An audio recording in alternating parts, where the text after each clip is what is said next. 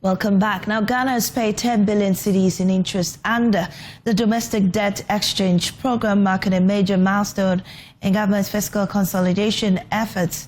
This is the 6th coupon settlement under the program and only the second made entirely in cash, covering cedi-dominated obligations and signaling a strengthened fiscal capacity.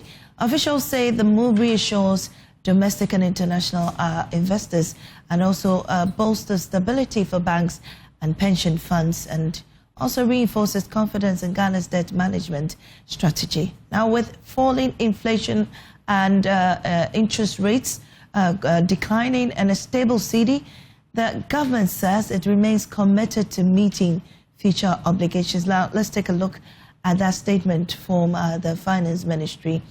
More on that coming up very shortly. Now we'll look at the debt analysis. The first leg, target was 96 billion. The amount exchanged was 87 billion cedis. And then the participation rate was 90.7%. Now, with pension funds, we had a target of 31 billion cedis, but the amount exchanged was 29.6 billion, and the participation rate went up by 95.3%. But Kofi J with our research desk is joining us with more on this. Kofi, I'm looking at this and I know that you have more expertise in this, so tell us more about this. Well, Mame, just like you said, the amount the coupon payment so far, this is actually the 6th coupon payment under the domestic debt restructuring, and remember that started somewhere 2023. We've been tracking the total payment so far since 2024, and the total amount involved, per our calculation, government has paid in excess of 40 billion Ghana cedis. And just like you were, analyzing on the touch screen or the smart wall over there, you could see the total amount involved in the total DDEP and the total amount that was actually restructured during that 2023 domestic debt testing program. And so the first leg, for instance, targeted about 96 billion, about 86 billion was actually restructured. In total, government was hoping to restructure or targeted about 214.9 billion cedis, was able to restructure about 3 billion cedis. That gives you a participation or restructuring rate of about 94.8%. If you ask how much has been paid in terms of in kind, per our checks, about 3.4 billion cedis have been paid in kind, and the remaining over 38 billion or 32 billion has been in cash. So far, what we can confirm is that all payments have been for interest or what we call coupons on these bonds. The government is yet to start the repayment of the amortization or the principals involved. Well, Kofi, so how much is actually left to pay? And when is the schedule? Because we know that they're supposed to finish paying at some point in time. I think this year or next, I'm not too sure about that. But within this period, has government made significant payments, or there's still a substantial amount to pay? There's still a substantial amount to pay if you look at the repayment calendar for coupons and interest or interest under the DDEP. What you realize is that 2026 and 2027 are the peak years where government's expected to pay very high coupons. That's why the first tranche coming in is about 10 billion. Governments are still expected to pay additional amounts in 2027 and 2028. And then after 2030, that is when the maturing bonds will start coming in, where government will start paying the principal or the amortization. So there's still significant amount that government is yet to pay, both on the external side and domestic side. But at the moment, the calendar is really focusing on just the payment of interest and outstanding bonds that have been paid so far. That's about 1.1 billion.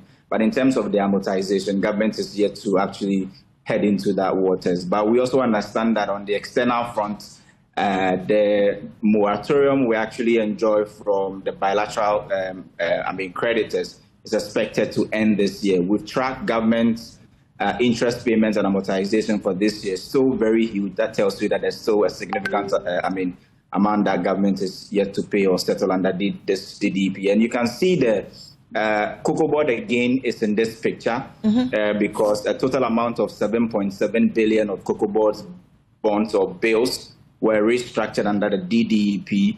And we understand that government is taking a huge component of that as a result of the restructuring that is going on at Cocoa Board.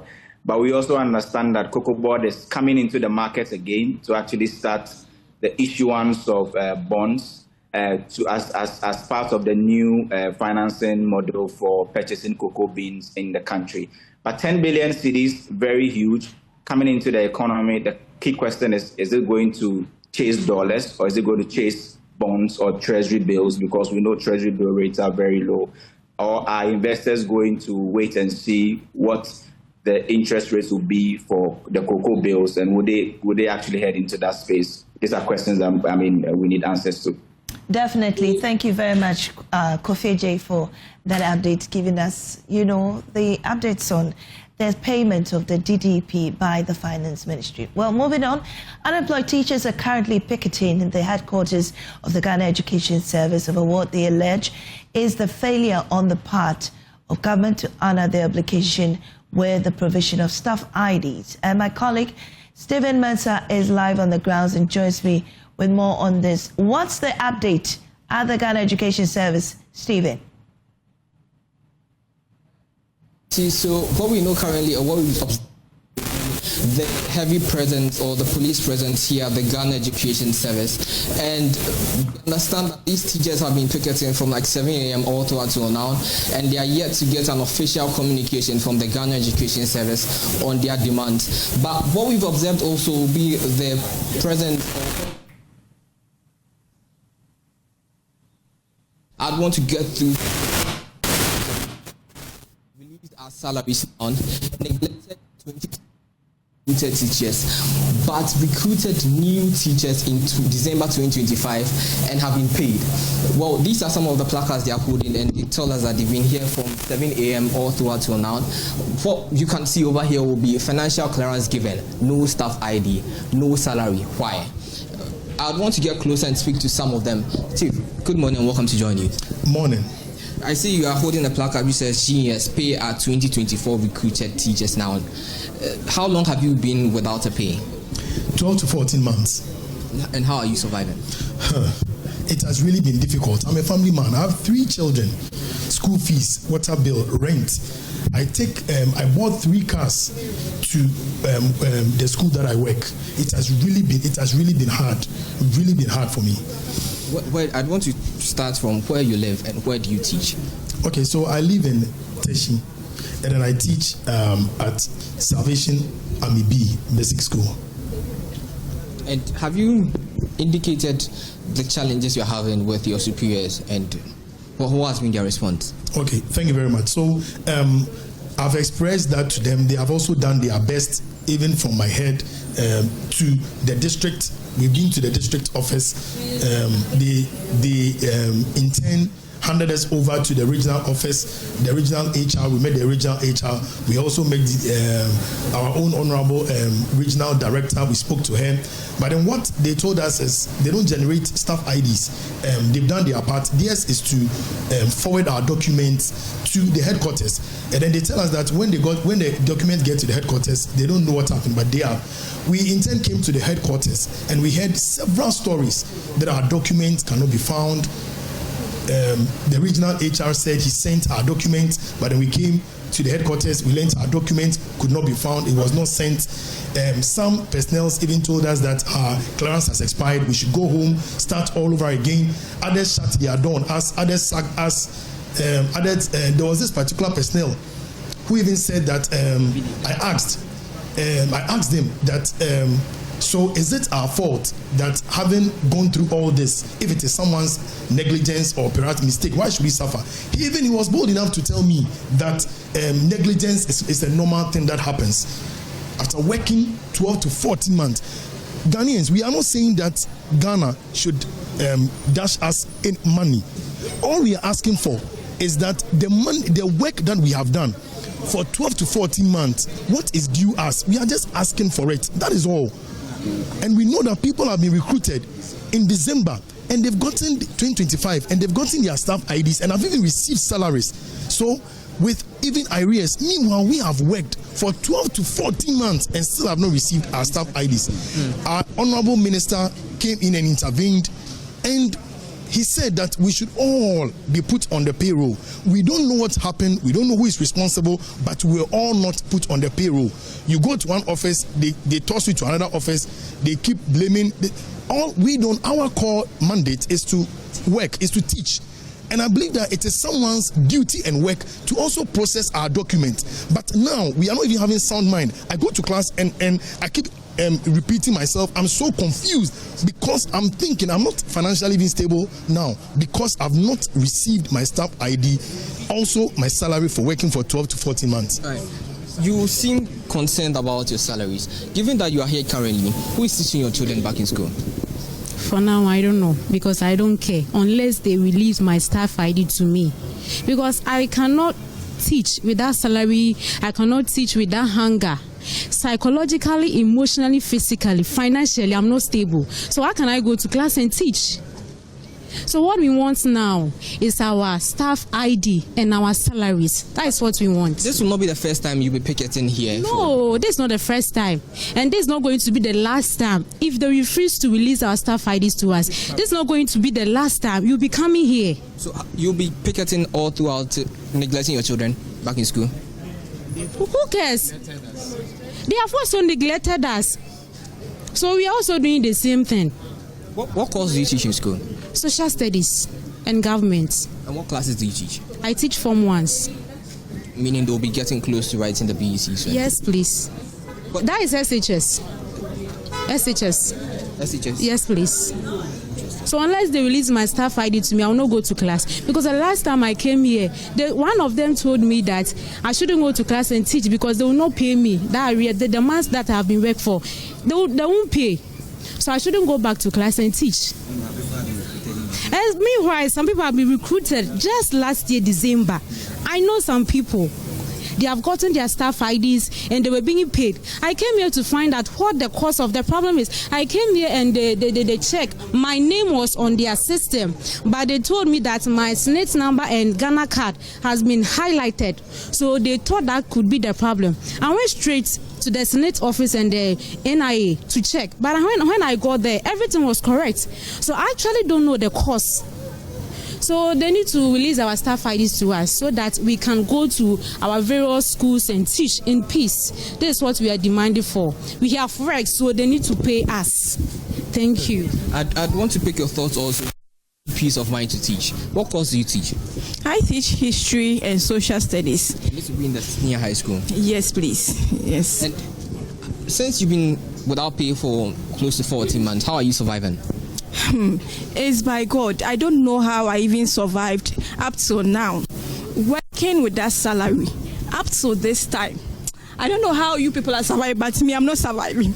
It is hard for me. Please, they should come out and give us time. Maybe by the end of February, we are releasing your staff IDs to you guys. Well, that's what we need. They should just release the staff ID for us. Why should we be working for 14 months? From Adenta to Tema every day. Why? Chief, I believe this will be an emotional one for you also, but then how are you surviving yourself? In fact, it's not easy. Just as you can see. In fact, things are not easy at all. You know, as this blackout states, we've realized that some people were recruited, that was in December. When we were recruited, that was 2024 November. And up to now, we've not had our staff IDs, and those people are being paid. The last time the Ghana Education Director General spoke to you guys, he indicated that there's an audit ongoing for all the applications and the teachers who are in the system currently, and that once the audit is done, you guys will be sorted out. We understand that some of you were paid November. You are not part of those people? Not at all. As you can see, we wouldn't have been here. We wouldn't have been here to picket. Are you getting it? So you've not been paid at all? Not at all. Not even with the November? That's why we are here. That's why we are here.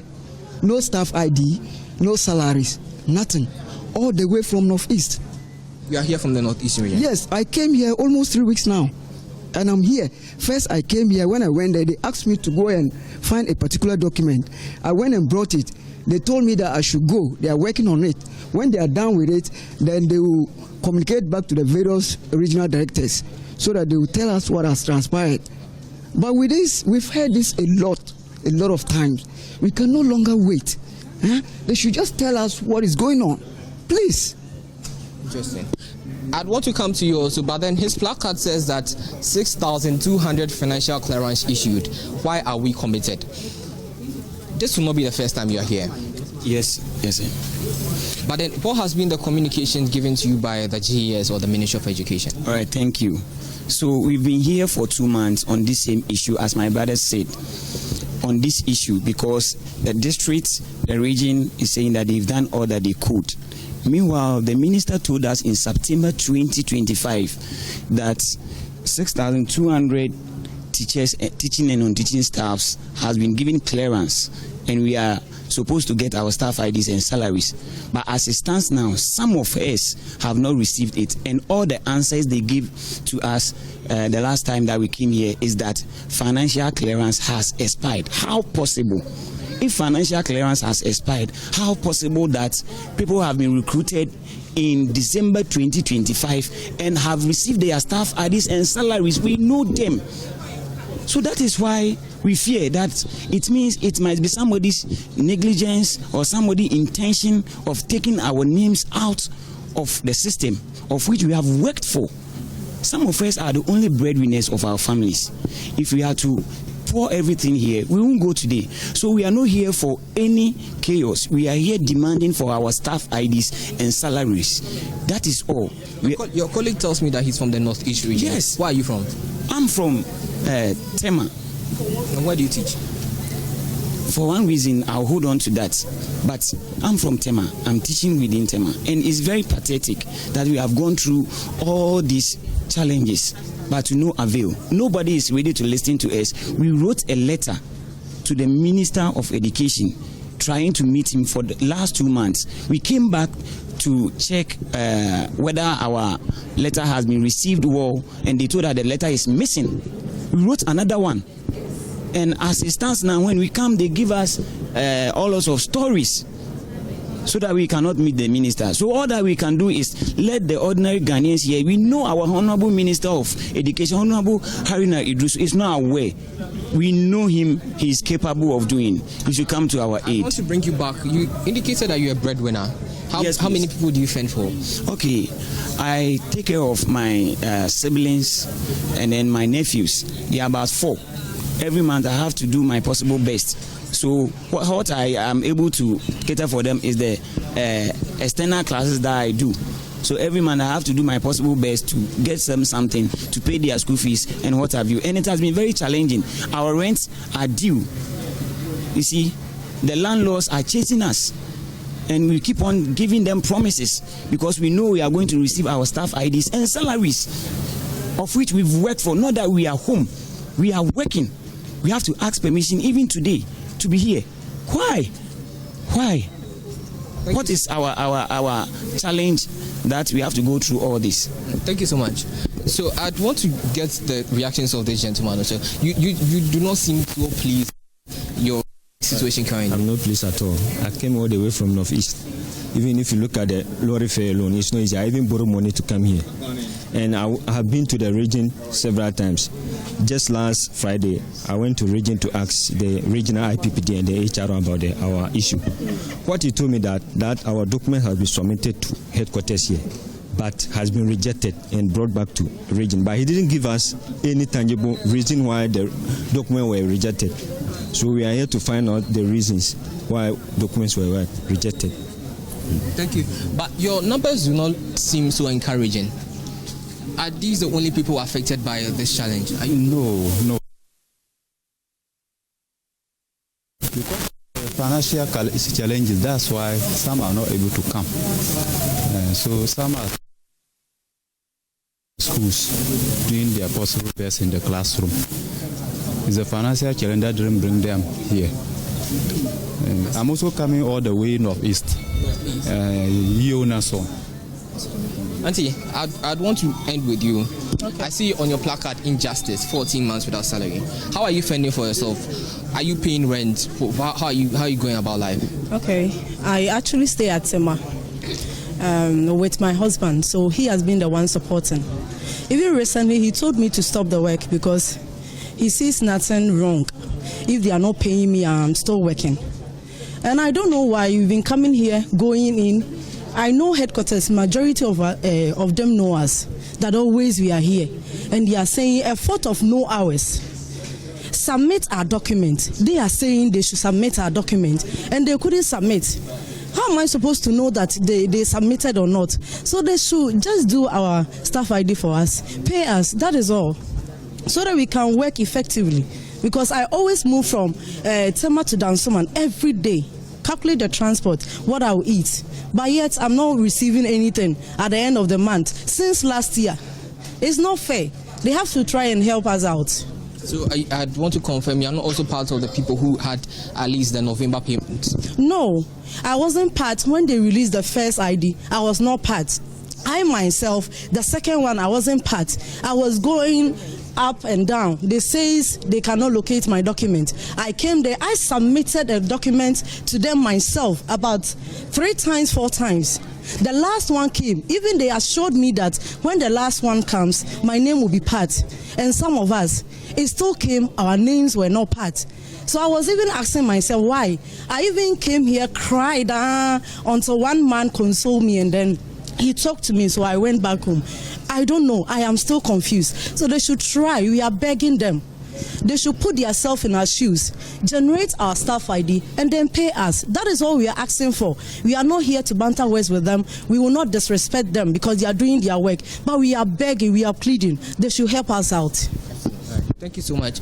But what you would see will be some of the teachers who are here getting currently, and they've been giving their reasons, telling us that they've been here for quite some time and they've not got reactions from the Ghana Education Service so far, and that they've been without pay for close to 14 months. We'll be bringing you the updates as per what happened.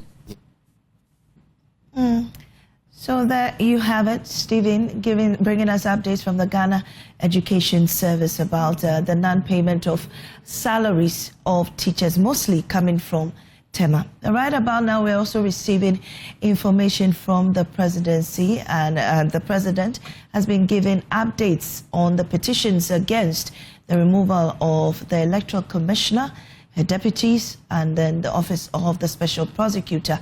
That statement, we'll go through that, and that has been signed by the spokesperson to the president and also Minister for Government Communications, Felix Kwachi-Fosu. And according to the statement, it says, following the receipt of 7 petitions from various individuals and groups for the removal of the chairperson of the Electoral Commission and her deputies, and 3 petitions for the removal of the special prosecutor, President John Dramani Mahama, in accordance with Article 146 of the 1992 Constitution and Section 15 of the Office of the Special Prosecutor Act 2017 Act 959, referred saying to His Lordship Justice Paul Bafoboni, Chief Justice, on 25th November 2025 to determine whether the petitions disclose a prima facie case. By letter dated 26 January 2026, the Chief Justice informed His Excellency the President that no prima facie case has been established by the petitions to warrant any further investigations for the removal of the Electoral Commissioner, Deputy Commissioners, and the Special Prosecutor. So there you have it. The Electoral Commissioner keeps her job, so does her deputies, as well as the Office of the Special Prosecutor. We'll be delving into details of this subsequently. A Russian ambassador to Ghana, Sergei Bennikov, says Russian authorities are actively investigating the individual linked to the viral leak of explicit images involving Ghanaian women, describing the case as part of a broader cross-border cybercrime concern. He stressed that the name circulating publicly is not recognized as a Russian name, but rather a vulgar expression, and noted that similar alleged activities in other countries have already drawn the attention of Russian law enforcement. While he could not confirm the suspect's nationality, the ambassador reaffirmed Russia's readiness to cooperate with Ghana and share relevant information to support ongoing investigations. This was after the Minister of Foreign Affairs and Regional Integration summoned him over the unlawful act, and we get details of that statement from the Foreign Affairs Ministry. And according to that statement, it says the ambassador acknowledged the violations of the privacy and dignity of the victims and the larger cybercrime dimensions, while expressing the willingness of the Russian Federation to cooperate with the Republic of Ghana on the matter in issue. The Russian ambassador, however, indicated that he is unable to confirm the Russian nationality of the individual at the center of the intimate viral videos, and further disclosed that the purported name making rounds in the media is not known Russian name, and rather represents an inappropriate or vulgar expression in the Russian language. The ambassador highlighted similar activities of the said individual in other countries, which had come to the attention of Russian authorities and was being investigated by Russian experts. And then the ambassador has pledged that the embassy in Ghana is willing to share information on the matter to facilitate Ghana's ongoing efforts aimed at apprehending the individual and bringing him to justice within the context of our long-standing bilateral relations, despite the absence of a legally binding extradition treaty. And the objective of the summons, according to the foreign minister, was to formally express the strong displeasure of the government of Ghana at the atrocious conduct of the supposed Russian, which clearly violates Ghanaian law, and to seek the cooperation of Russia in pursuing justice. We have details of that statement on myjoyonline.com. Meanwhile, member of the Foreign Affairs Committee in Parliament, Patrick Bourma, doubts Ghana can extradite the suspect, citing jurisdictional limitations and lack of extradition agreements between both countries. The Russian embassy in Accra deals directly with the Ministry of Foreign Affairs on matters like this.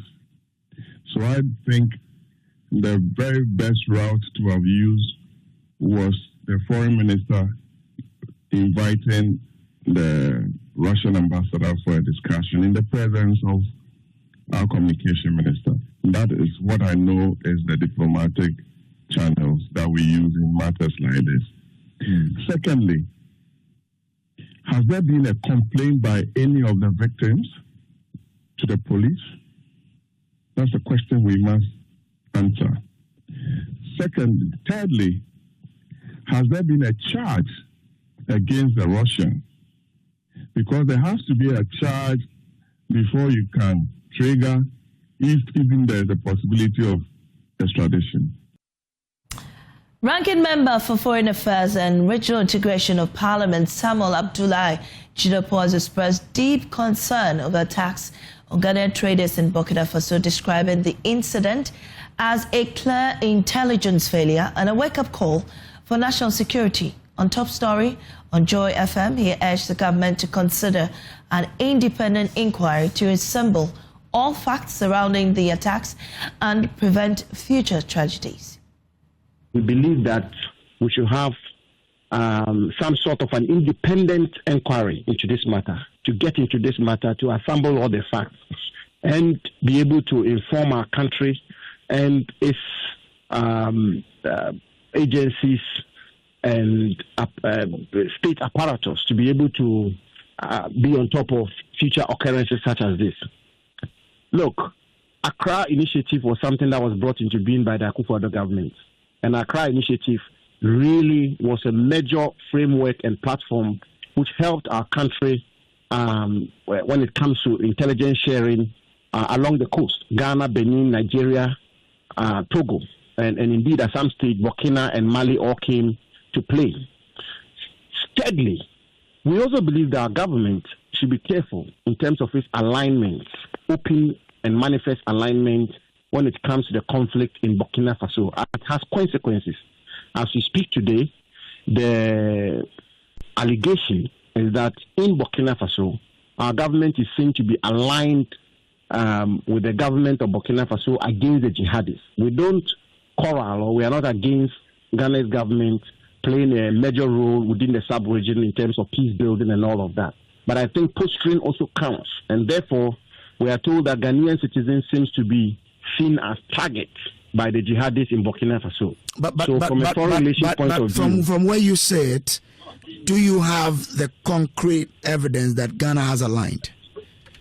Well, as I say, the Ghanaian government is very much encouraged. I mean, the Ghanaian government is expected to be a leader when it comes to sub-regional peace building. The Akufo-Addo government did a similar thing within the auspices of the Accra Initiative, and I think that the efforts President Mahama and his government are making to bring Burkina, the Sahelian states within the ambit of ECOWAS, are all to be encouraged. But the point we are making is we should be, in so doing, minded of the safety of our citizens, so that we don't become unnecessary targets.